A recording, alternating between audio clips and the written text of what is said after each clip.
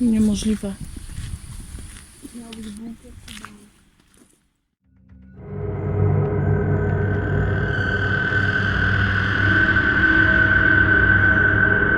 Wokół potężnych zakładów chemicznych IG Farben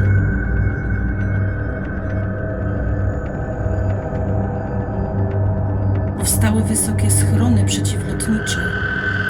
Schrony się nazywają Hochbunker.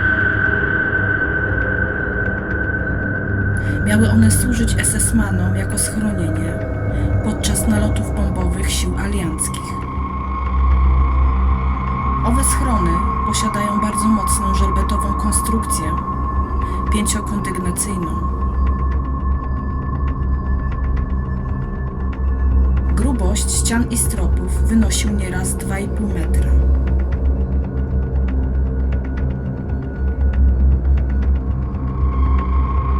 Hochbunkry posiadają węzeł sanitarny i wentylacyjny, a także zasilanie elektryczne i awaryjne.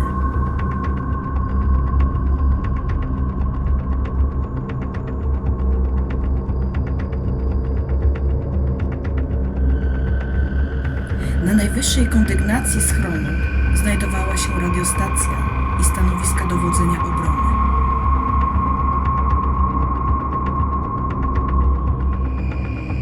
Jest jeszcze jeden rodzaj tych schronów.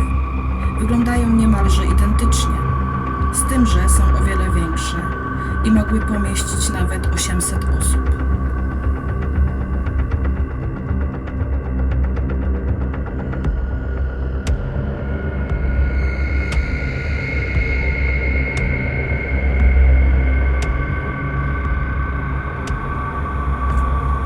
Niestety wejścia do schronu nie ma.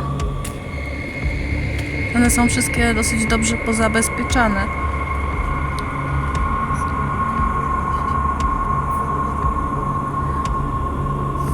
Tak, tutaj prawdopodobnie jakiś dozorca ma do tego klucze i jest.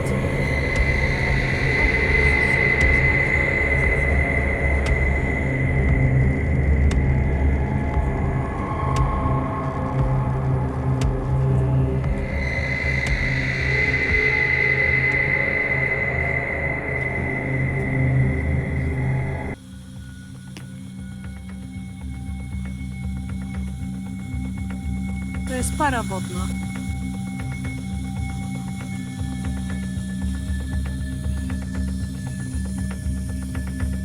Tu mamy jeszcze pozostałości po dawnych zakładach na terenie Auschwitz-Monowitz. Między innymi taką oto ogrodzoną z każdej strony fabrykę.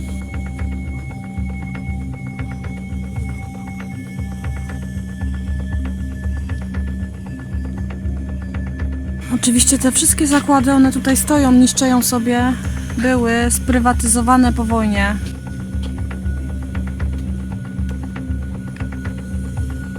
Nieczynne. Otwarte, ale ogrodzone i obkamerowane dookoła.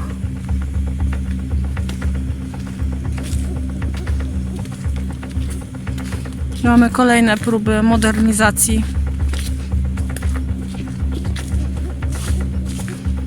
starego budynku.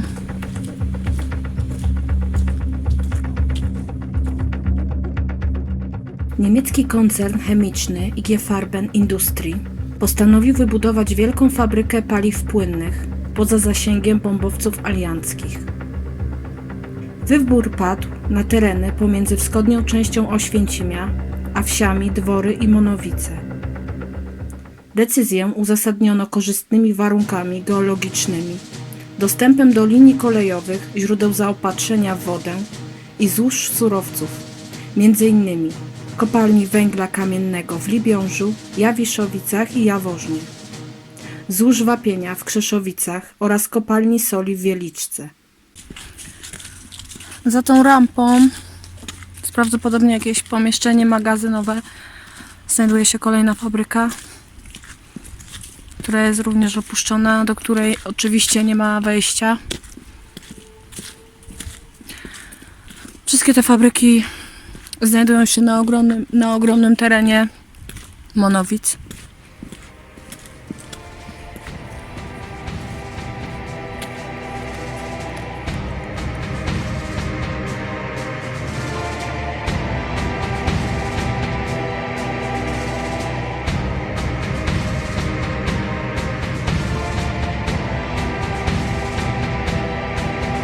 Jednym z powodów wybrania miejsca na fabryki był bliski dostęp do darmowej siły roboczej.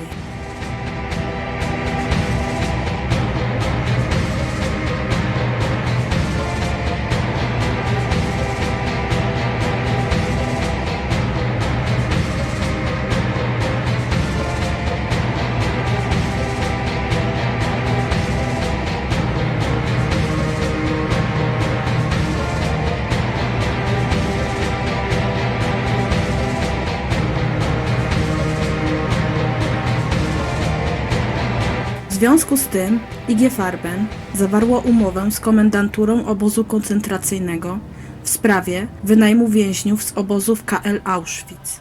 Pierwsza umowa dotyczyła budowy fabryk, a druga pracy w fabrykach.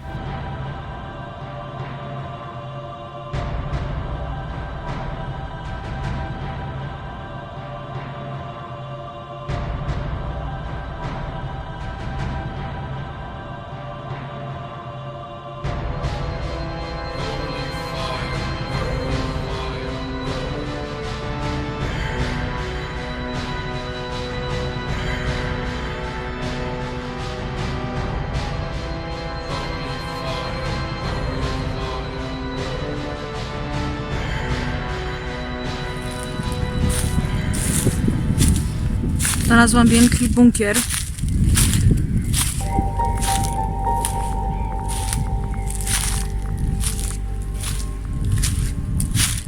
Do którego chyba nie ma wejścia. Mi się przynajmniej wydaje.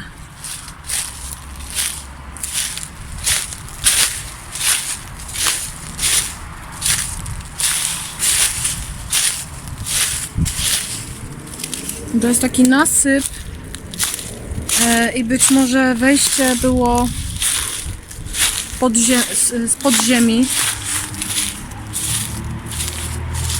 To jest kompletnie zamurowane.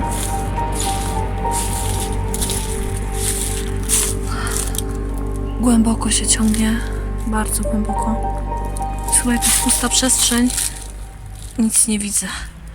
Kompletnie.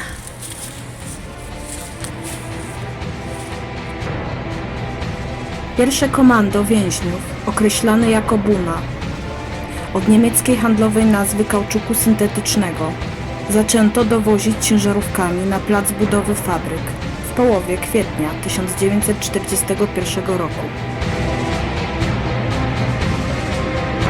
Od początku maja więźniowie musieli pokonywać pieszo dystans 7-kilometrowy, dzielący obóz od fabryk.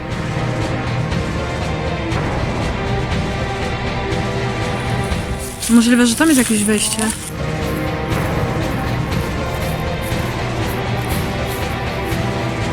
Z końcem lipca komando liczące około 1000 więźniów transportowano do stacji w Dworach pociągiem.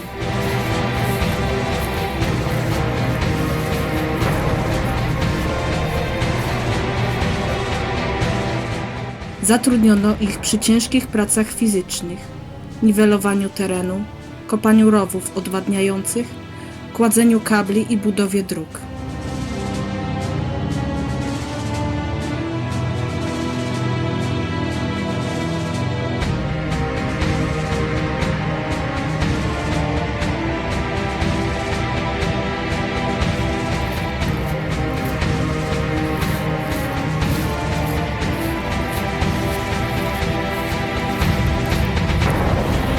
Wiosną 1942 roku więźniowie powrócili na plac budowy, gdzie pracowali do 21 lipca, kiedy to wskutek wybuchu epidemii tyfusu w Auschwitz-II-Birkenau wstrzymano wyjazdy. Zaniepokojona perspektywą utraty siły roboczej dyrekcja fabryk wybudowała dodatkowy obóz w pobliżu Monowic. Pierwsi więźniowie pojawili się w nim 26 października 1942 roku. W listopadzie 1942 roku stan więźniów wynosił około 2000 osób.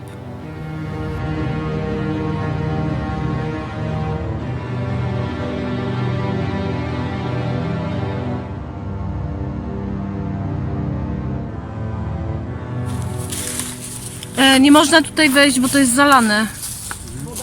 Uwielbiamy takie miejsca, ale niestety ten bunkier jest całkowicie zalany. Tutaj jest coś, chodźcie tutaj. Rozbudowę obozu Auschwitz III Monowitz ukończono latem 1943 roku. Obóz składał się aż z 60 baraków. Stan liczebny obozu stopniowo wzrastał z ponad 3,5 tysiąca więźniów w 1942 roku do ponad 11 tysięcy więźniów w 1944 roku. Wzrost odbywał się pomimo znacznej śmiertelności panującej w obozie, licznych selekcji generalnych i tych przeprowadzonych w obozowym szpitalu. Dyrekcji IG Farben zależało na więźniach zdolnych do pracy, stąd systematyczne selekcje.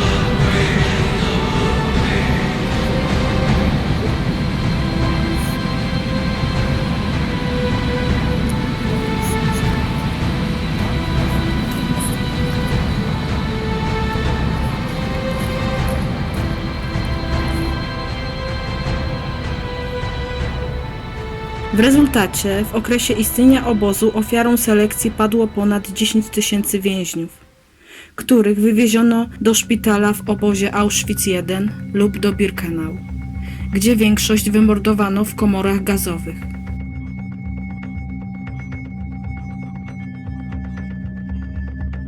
Sumując, w wyniku pracy dla IG Farben życie utraciło około 10 tysięcy więźniów.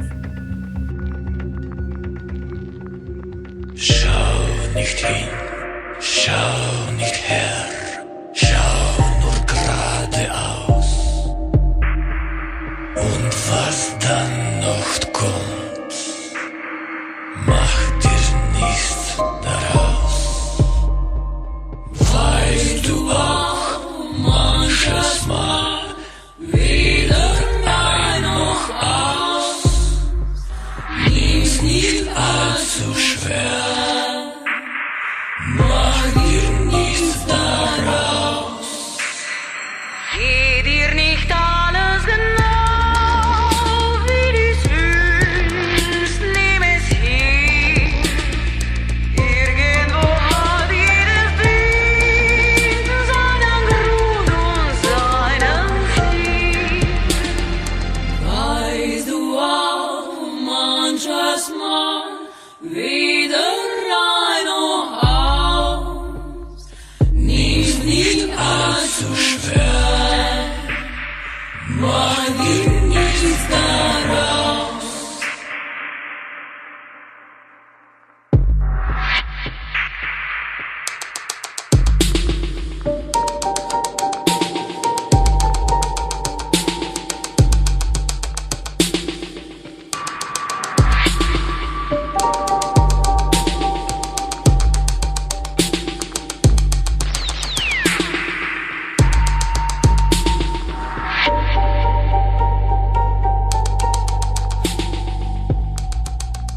Główną przyczyną śmiertelności nie były warunki mieszkalne tak dokuczliwe jak w obozie Birkenau i głodzenie więźniów na śmierć, ponieważ więźniowie Auschwitz III Monowitz dostawali większe racje żywieniowe, ale praca w morderczym tempie.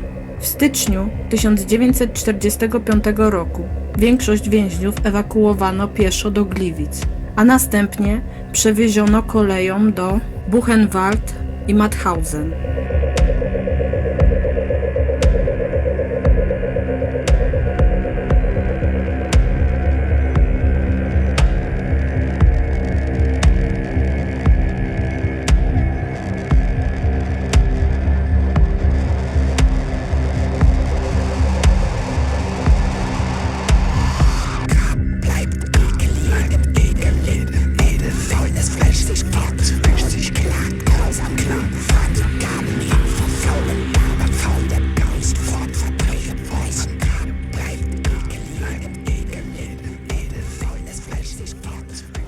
20 sierpnia 1944 roku w okupowanym przez nazistów Oświęcimiu zawyły syreny ogłaszające alarm przeciwlotniczy. Nad miasto od południa nadlatywały amerykańskie bombowce B-17 i B-24. Ich celem były nazistowskie fabryki IG Farben. Był to pierwszy z 4 nalotów, jakie Oświęcim przeżył, zanim doczekał się wyzwolenia. Pierwszy zwiat lotniczy alianckich samolotów nad IG Farben odbył się 14 kwietnia 1944 roku. W sierpniowym nalocie uczestniczyło 128 bombowców B-17. Była to największa akcja amerykańskich sił powietrznych nad Oświęcimiem. Do następnego ataku doszło 13 września, a potem jeszcze dwukrotnie w grudniu 1944 roku. Naloty odbywały się w dzień z racji lepszej widoczności. Naziści w Oświęcimiu byli przygotowani. Wokół miasta rozmieścili 96 dział przeciwlotniczych, które ostrzeliwały bombowce oraz specjalny system do zamglenia okolicy, aby uniemożliwić celne zrzuty bomb. Amerykanom nie udało się zniszczyć IG Farben, jedynie na jakiś czas wstrzymano produkcję.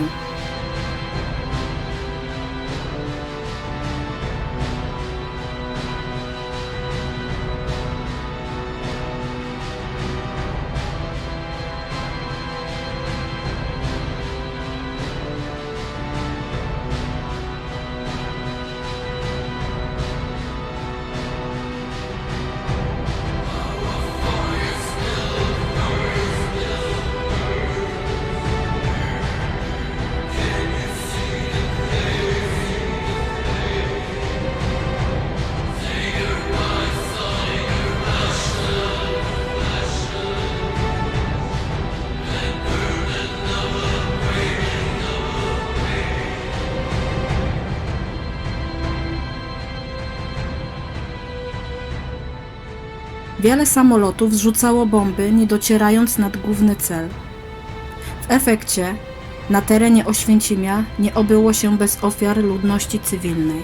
Podczas ostatniego z nalotów, w drugi dzień Świąt Bożego Narodzenia, w piwnicy jednego z domów zginęło około 50 Polaków.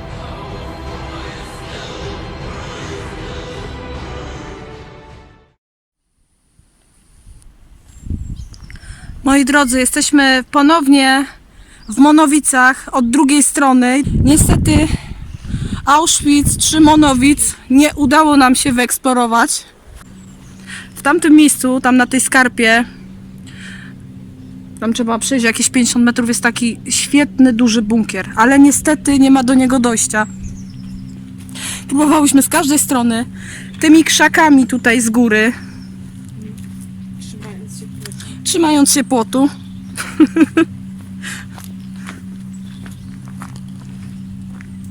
Jesteśmy pomiędzy 2 rozwidleniami kolejowymi i praktycznie strefa fabryczna Auschwitz czy Monowic, bo operuje w tym momencie starą nazwą, jest zamknięta.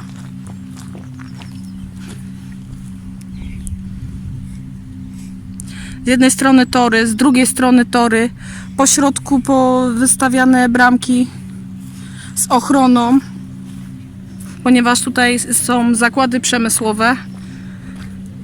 Byłyśmy przy jednej bramce, pamiętasz? Tak, to pani nam powiedziała, nie, niestety nie wolno, to jest teren fabryki i tylko pracownicy mogą wchodzić. Wyszliśmy bardzo zawiedzione z tego względu, że to był właśnie ten dzień, kiedy nam się zepsuł samochód. I szłyśmy pieszo w tamto miejsce. Także musiałyśmy przejść sobie 3 km, żeby pocałować klamkę. Są jakieś zabudowania. A tam na górze... Tam są najlepsze perełki, ale niestety. Tak, ale tam jest wszędzie siatka na górze. No, nie ma szans tam w ogóle nawet się dostać.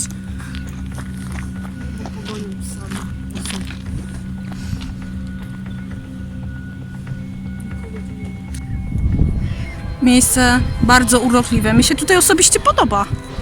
Tam jest staw, a za tym stawem jest taka duża żwirownia.